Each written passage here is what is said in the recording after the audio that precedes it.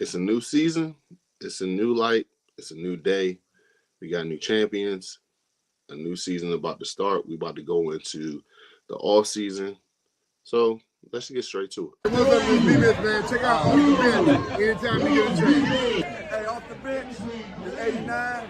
Check it out.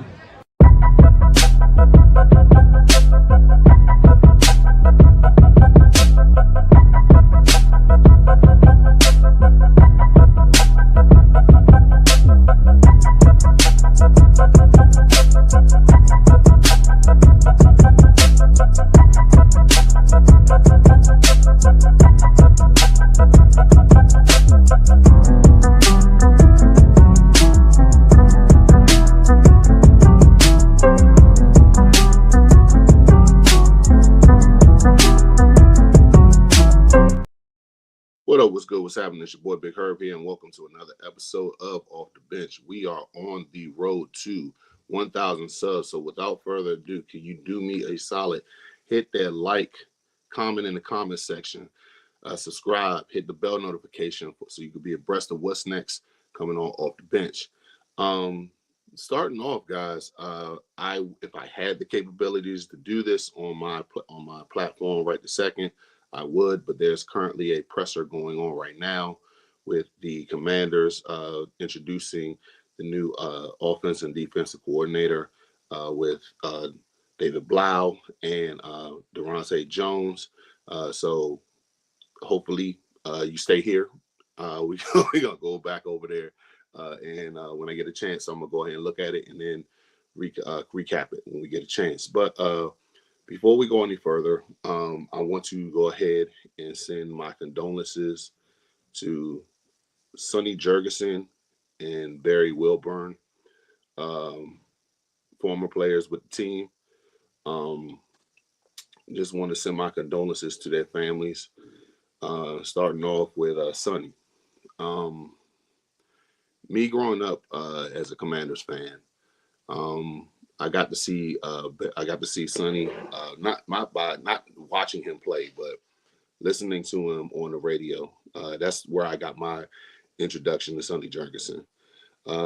Sonny, for the most part, was the guy who was he was the color commentary for the Commanders, Redskins radio network, and he was basically the voice. Him and Sam Huff were the voice of the Commanders. Whenever you seen him with Bernie Kosar, I hope I'm pronouncing his name right, but hearing them on the radio, it really did resonate to my fandom, and it was sad to see him go. But at the same time, I'm looking at him from the standpoint like, look, he definitely lived a whole entire life. He was 91 years old. A lot of people don't even realize that he played with the Philadelphia Eagles before he even got here. And it was just like he started off his career as an Eagle, but he's a Redskins, Commanders, whatever you want to call it. And his legacy is, of course, he still holds the record for most touchdowns in the season when it comes to the Commanders in the whole entire season. He also he just his whole entire what he meant to the whole entire to the community. He always made sure that he was on top of it as far as like dealing with the whole entire regime before the Josh Harris got here. You always heard like all the stuff that was bad about what was going on. He was one of the few things that was good. Even with the whole entire Larry Michaels situation, he was still like cool. He would still address you. He would still treat you with respect. He would still go ahead and take care of you if he could. And I just want to say rest in peace to him. Now to the other gentleman, I'm trying to bring up his stuff right now. Sorry. Barry Winborn. When it comes to Barry, I really didn't know much about him because I wasn't around when he was playing. Now I will go ahead just doing a quick little Wikipedia search. Um, he played. He was a cornerback with the team. Played with the Redskins, the Browns, um, Saskatchewan Renegade Rough Riders, BC Lions. Came back to the Kansas City Chiefs. Played in Philly and ended his career with the Winnipeg Blue Bombers. So, but he was a Super Bowl champion uh, in Super Bowl 22. And I'm assuming that one's the one with where Doug Williams won his championship. Um, just look his some of the stats that he had. He had 246 tackles, 20 interceptions. One went back for a touchdown. Um, but yeah, he definitely had a pretty damn good couple years when he was playing with the Commanders because he played from 85 to 89. So congratulations to his success as a Redskin. But he will be missed. So I mean, he like I said, he played on a championship team. And he meant something to the Commanders, Redskins universe. So we want to go ahead and send our condolences to him as well. But yeah, getting back to it. Just going on to the next one real quick. We got to give a shout out to Eric Henderson, defensive line and running game coordinator. So recently, he had just got hired by offensive line, defensive coordinator. Um, Sorry guys, I'm doing the whole entire show through here real quick. He was hired by Durante Jones. Just a little stuff about him. Number one, uh, hired from USC. He was the defensive co-defensive coordinator for the Trojans. Prior to him getting to that position, he was the defensive line coach for the Rams, LA Rams, and he was actually getting a very. He really got a lot of he got a lot of 1 second. I'm sorry. I'm seeing some stuff going through. Um, he was Aaron Donald's mentor. He got a lot of praise from him. Aaron Donald said that he was his favorite defensive lineman coach, and that's prior to him having the whole entire situation going ahead and before he got a Super Bowl. So it was he came, I want to say, the year before they won the Super Bowl in 2020, 2019, I think it was, and he got a lot of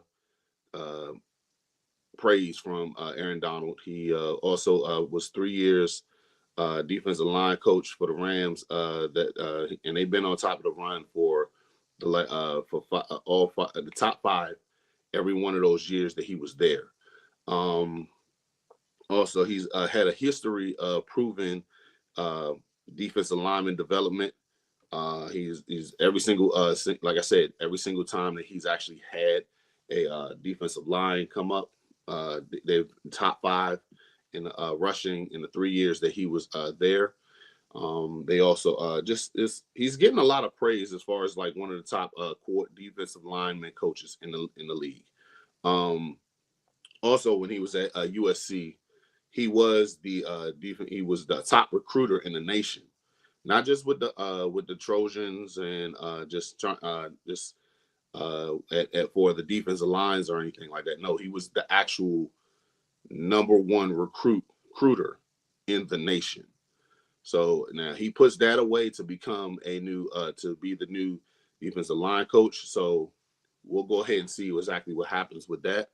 But I think that the first person that comes to mind when it comes to developing the defensive line, I think about what he could do with Jazon Newton.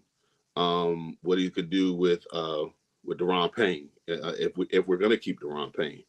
But it also just makes me think, okay, so what's gonna happen with that? But yeah, it remains to be seen. So I'm gonna go ahead and hope for the best when it comes down to that. Because I'm more so just like, I want to see us generate more pressure. I want to see us stop the run. I want to see us just do better on defense. This defense was ass last year. I think that the first thing, as far as when it comes down to it, when it comes down to the 7th pick in the draft, we need to address it. Excuse me, by defensive line, edge rusher, anything like that. And the one thing about him that I love that he always that he's been, whenever he's talking about his philosophy, is getting from stopping the run to get to the quarterback. You need to go ahead and do that with as a defensive line coach. You need to stop the run first before you can get to the quarterback. But yeah, I'm hoping that everything turns out great for the situation. Another thing that we're gonna get into. Congrats to B Wags for him becoming the NFL Man of the Year this past year, this past Friday for the NFL honors. Bobby Wagner winning this award sums up his career. Not only is he a great player, not only is he on the road to the Hall of Fame, not only is he a good teammate, not only is he a good person, but he's even better in the community. With his damn it, I'm losing my train of thought, guys. Sorry. With his community outreach program that he has, it's definitely good to see that he's actually he was able to win this award. This is pretty much, in my opinion, pretty much the last award that he could possibly get, because he actually has won them all. He's won Super Bowls. He's all pro. But to show that he's a pillar in the community, you got to praise him on that, because that's an awesome look for not only just for him, but just the Commanders as well. Because I mean, this is the first time that we actually had. I'm sorry, no, this is the second time we actually had somebody for the Commanders win the Walter Payton Man of the Year, because the first one was Darrell Green. So, and we know what he does with the community. So, I mean, it's good to see that we have another guy like Bobby Wagner, be it if he's going to stay here or not. It's good to see that we had him in here helping out the community. So, salute to Bobby Wagner with winning the Walter Payton Man of the Year award. So, but moving to the next one real quick. So JD5 wants to bring Brandon Ayuk to the team. And let me just say this. The only way I feel like he should be able to be joining the team is if we get him for cheap. I'm not going to lie. I'm not. After what he did with the 49ers, I'm not in a rush to go ahead and pick him up. I'm really not.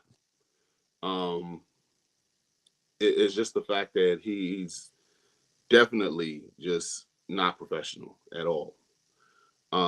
He's showed as far as like, hey, if I signed a contract and I want to get out of it in the first year, I don't want to be here, so I'm gonna sabotage everything, from not going to what's the name, when he hurt. First of all, he hurt himself, so he tore his whole entire knee up. MCL, ACL, I think LCL as well. And for you to not go to treatment, why would I even want to bring you on here? Because you don't want to be on the team no more. That's no, that's a red flag for me. Another thing as far as that is concerned is the Hornets situation. I mean, dude, because you had a contract situation going on with the team, and you showed the whole entire that you went ahead and leaked some of our playbook in practice. I'm not gonna forget that. it wasn't a good look. I don't like it. I never did like it, and I don't want. And that's a problem for me. Then again, you sitting there rushing through traffic to go ahead and pretty much flick off the 49ers. Everything about this is not. It's I don't like the behavior. It's childish as fuck. I don't like it. Um, but Jaden said he wants him here. So if Jaden wants him here, I'm like this. You better get the lowest deal possible because first things first, I don't even know if you could play. I don't know if you could play because of your knee is pretty much shredded up. I don't know. And I'm pretty much done. That right there scared me enough. But then on the antics to go along with it, no, I'm good. Yeah, you can keep that whole entire situation over there. I'm not trying to see it at all. I don't care if that's your boy. But if you do bring him in here, AP, it better be on vet minimum because that's the only way that I can honestly see him coming in. I'm sorry. I can't do it. I won't do it. But if you bring him in, you better be on the vet minimum. And that's a 1-year deal. Because after that antics that you pulled off, you pretty much squandered your whole entire you you went ahead and did all that shit for just so you could play with Jaden. If that's the case, dog, that is look at I love Jaden. I don't love him that much to where I'm gonna mess up my career and my money. That's a problem for me. And I want the kid to flourish. Both of them. I want Brandon Ayuk to flourish, but not at the expense of being a clown. Nah, dude, you was the second team All Pro right before you got paid. I mean, and you was on the verge had your quarterback actually looked in your way, you probably would have won a Super Bowl. I just feel like it's not something I want to sign up for. I'm just gonna keep it a whole buck.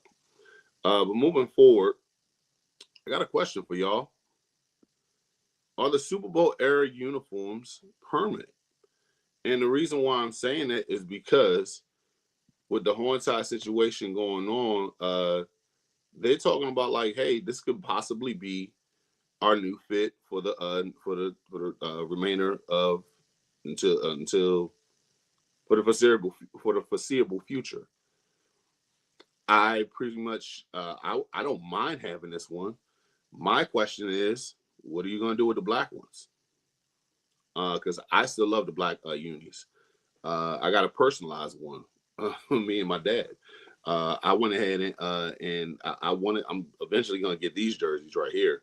These are sick. I mean, I love the fact that it's giving back to the traditional uniforms, the stripes and the burgundy and white with the gold trim. I love it. Everything about this jersey, I love. It brings back the old days, but it's also like keeping it new. And I can't wait to see how this looks when we go back to DC. Now, my question is this permanent? I think it is. I think that they're probably going to do away with the white jerseys for home purposes only. I think this is going to be the new home jerseys, and I think that they still might have the alternate black ones at least for this year for that one game. I hope and pray they don't get rid of it because I actually do love it. I think they're going to go with new. They already addressed saying that they're going to have new jerseys. It's just what is it going to look like? And that's the question I have for it because the next thing I want to know is, are we getting a new logo? Because this right here was on the all the promotion for the last couple of days. So I mean, is this the new logo that we're gonna have like on the hat, on the helmet? I mean, what is it that are we gonna just go with the straight W on there? The bold W. I mean, it's a lot of questions that we need answers to, because this right here, I don't mind having this on a hat or anything. This actually looks pretty damn dope, especially with the fact that they've been doing the whole entire Spirit thing campaign with the last 2 years. It's just something to look forward to. As far as if you ask me, I like it. I'm not against it. I hope this is the new logo for the what's the name for the team. Because I think it's actually kind of dope bringing the spear back. I love the 75th anniversary ones. Those were one of my favorite uniforms that we ever had. The dark burgundy ones and the spear and seeing Daryl Green run around with it.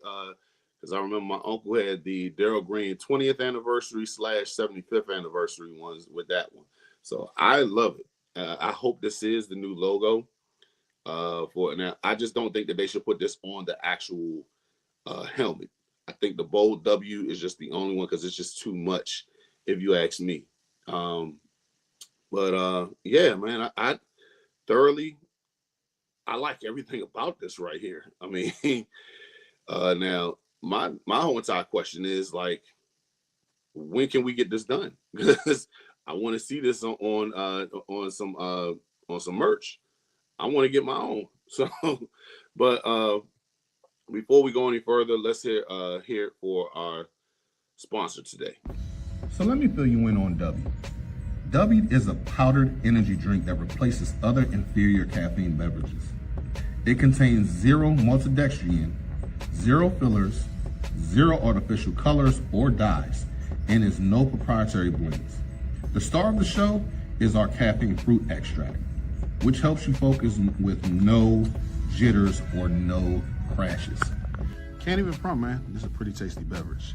I recommend that you go online to w.com to go ahead and get your own shaker bottle, your own Japanese energy blend that they have on here. This one, Japanese yuzu, like I said before. You can go on and get different type of flavors that they have on there and go ahead and order yours. And here's the thing, when you go on there, go ahead and type in the promo code ODBHTTC for 10% off on all your products. Secure the dub with W. Go ahead onto the on their website and get 10% off with the promo code ODBHTTC. Oh man, so we got new champions, guys. Congratulations goes out to the Seattle Seahawks. The whole entire situation with that. I mean, they showed out this whole entire this Super Bowl, beating the dog shit out of the New England Patriots. The defense showed a performance that, damn, I was just looking at it from the standpoint of just like, man, I'm looking at it from the standpoint of like, wow, they dominated them so bad that I almost wanted to. Now, I did want to see a shutout. And it was just like, damn, when it rains, it pours. If you are a New England fan, Drake May was in the Matrix. The only thing that I could honestly say that was good that the Patriots did, their defense kept them in the game at some point. Their offense did nothing. 21 sacks throughout the whole entire postseason, which is a new record. Drake May I don't even think they crossed they didn't cross the 50-yard line until the beginning of the fourth quarter. That says a lot. This defense was dominant. They was consistently getting pressure. Will Campbell looked like ass. I think it was more so of his injury than anything because he has not looked the same since he's gotten back from the injury. It was a lot. I mean, that was a beating. That was a defense dominating the it brings up two defenses that I remember seeing, that I seen personally. I'm never gonna say the 85 Bears because I never seen them. But the one thing that I remember is seeing the Ravens against in the 2000 Super Bowl when they went up against the Giants. They dominated the hell out. The defense shut them out. The only reason why the Giants scored in that Super Bowl is because it was a kickoff return. interceptions, fumbles, everything that you can name, turnover. They got constant pressure and everything. And then another, the excuse me, the Seattle defense when they played, what's the name, the Legion of Boom, when they played the Broncos, that was a beating. This defense did every single thing that they possibly wanted to do, and there was nothing that the Patriots could do about it. And I can only wish that we actually get something like that over here in DC. So shout out to them. But also, I got to give a shout out to Maria Taylor, because turns out that she was the first Black woman to ever host a pregame show and post-game trophy presentation. So I got to give a shout out to Maria Taylor. First of all, I'm a huge fan of hers. Always does a great job on Sunday Night Football in America. She brings a lot to the table with her knowledge of the game. She does a great job, and I'm happy to see that she actually was able to get this. So we gotta give a shout out to Maria Taylor, and she always looks. I love her. She looks good. She's handles herself very professionally. She holds it down. Always just does great work whenever she's here on Sunday football in America, football night in America. So I got to give a shout out to her with that. Also, just going on to the next thing, and I know some people. I'm just gonna go ahead and say it right now. If you have an issue with it, kick rocks. Then, Bad Bunny during the Super Bowl halftime presentation, my man killed it. And I know a lot of people, and I know this has nothing to do with football, but I'm just gonna call it how I see it. I expect that from. I expect this part from actual MAGA supporters. I expect this type of attitude and everything. What I don't expect is seeing it from my family member. I had a few family members who actually said it. Had some friends who said it. The fact that you say I don't even understand the thing that he said, and that's why I don't like it. Well, I mean,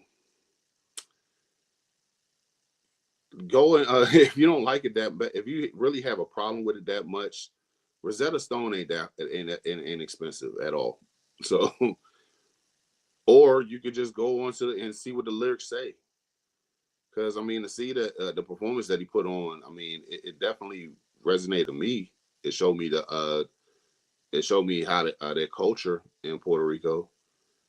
And then a lot of people going out there saying that, oh, it wasn't Puerto Rico isn't part. He's not American. He is American. If anything, if you look at the if you look at prior what's the name halftime performances, a lot of those guys, U2, Paul McCartney, who else is another one?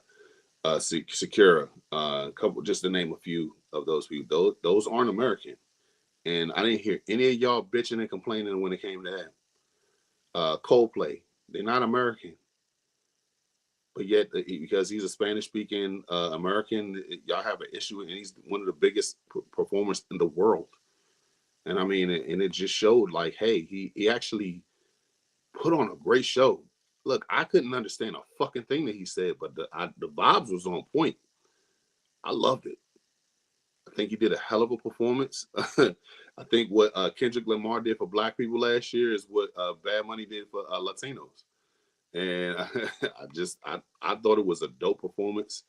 And then on top of that, comes to find out he went ahead and had the most watch. I think it was 133 million 54 people watching. That's amazing. So yeah, I think he had a hell of a performance. I'm gonna start listening to some of his music because it actually pretty damn good if you ask me. But yeah, guys, that pretty much sums up the show today. Like I said, I know the press conference is going on right now with the new coordinators. The second that I get a chance to go and look at it, because I'm actually on my way to work in about 10 minutes. So the second that I go ahead and look at it, and I'm gonna go ahead and hopefully tomorrow give a rundown on a recap of what happened during the press conference. So guys, if you can hit that, do me a solid, help me grow so we can do more by pressing the like, comment in the comment section, hit the subscribe button, hit the bell notification so you can be abreast of what's next on Off the Bench. With that being said, guys, as we always do, left hand up. Who are we? The Commanders. Peace.